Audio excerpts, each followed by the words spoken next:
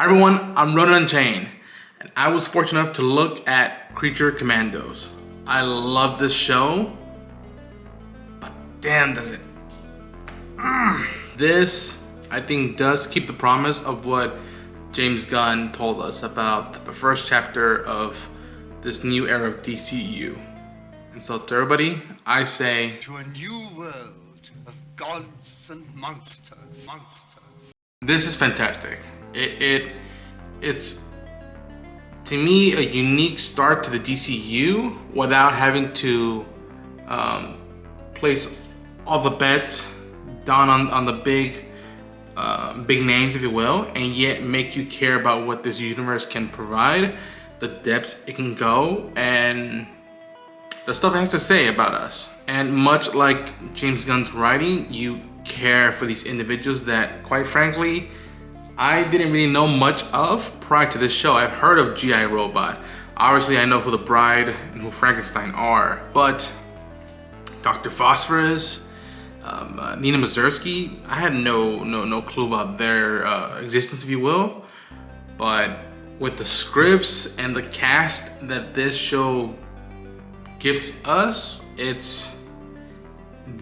think it's a message being put out that, like, we have a new energy for DC, and if you're a fan, come hang out with us. And folks, when I tell you that each character gets their moment to shine, the complexities and the bloody, brutal circumstances that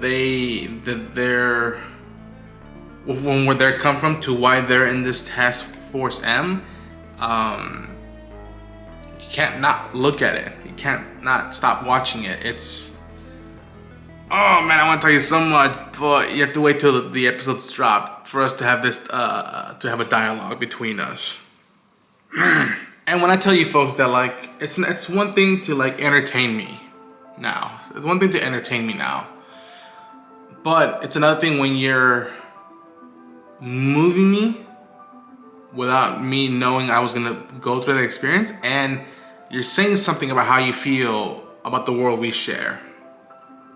It's the best that the X-Men, Star Wars, Star Trek, any other piece of fiction that has layers to it beyond the marketing, the eye candy lure to it. And what I'm telling you folks, that look out for the dialogue in this show.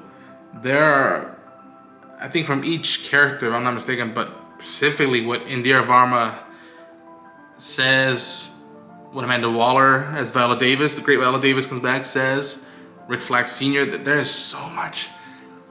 And there's shots, dialogue, sequences that, like, you get that, like, James is here to tell a story and entertain us, but he also has a lot to get off his chest.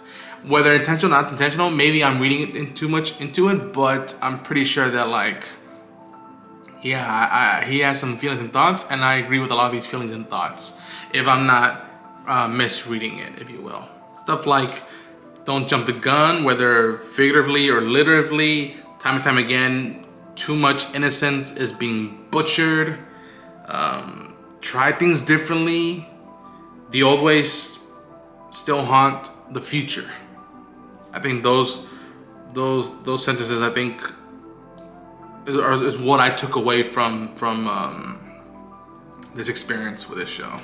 And again, a very privileged, unique place to be, but nonetheless, I'm just doing my best to get the word out to people, be like, you know what, you should very much tune into this show if you haven't already thought about it. Just to add on, I can't believe I forgot this element of the show, the soundtrack. Folks, there's this new group. It's not a new group, a new group that I discovered. Gogo Bordillo. I think that's the name of the group. I could be pronouncing wrong. If that's so, forgive me. Beats I've been just listening to over and over again in anticipation for the rest of the world to get a glimpse of this series. So be ready with this soundtrack and the theme of the show, if you will, during the intro. It is bonkers, and you best believe when you see more coverage, maybe I bop into it. So stay tuned for the music. I think the music for this series might go up there with the Guardians, the Holiday Special, and even the Suicide Squad. And of course, Peacemaker, but I think those are the high goal standards, if you will. So stay tuned and keep an eye out for them. And the animation. Bobby Pills, every person who had the slightest to the biggest micro to macro involvement with the animation, just mwah.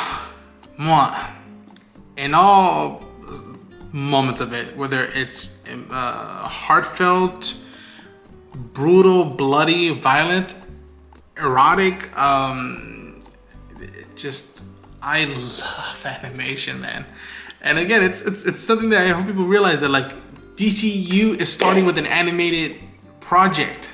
That's metal. I doubt many people in Hollywood would have done that in this regard, in this new phase, if you will. Yeah, man, you're all gonna love what they do with these characters, with the tools that these artists have. And if you thought what was cool of just the trailers and the TV spots is that was cool, wait till you see all of it. And yeah, but I think that's all I'm gonna say now about the show, except go watch it, go check it out. But first and foremost, go read comics. And when I'm telling you go pick up a graphic novel or traits about where this comes from, go do so. People like J.M. DeMatteis, Robert Kanigher, and Fred Carrillo have earned and deserved the praise just as much as anybody behind this show, because of what crazy idea they came up with back in the day to tell a story in a comic book. So go check out the Creature Commandos comics, if you will. And if you're in the mood to be like, what's the right vibe to go into this show, go watch the old school Universal Monsters films. And they flat out said it, you get to kill some Nazis in this show, go watch something like Overlord, World War II adventure action flick that has characters that you connect with. And you know what? Go even rewatch this. If you like this, you're gonna love this show. If you love this show, you're gonna go batshit crazy for this show. And funny enough, I know someone who wasn't crazy about this film and yet liked this show. So, but yeah, that's my thoughts on Creature Commandos. Hopefully you tune into the coverage we're gonna have for this show on the channel.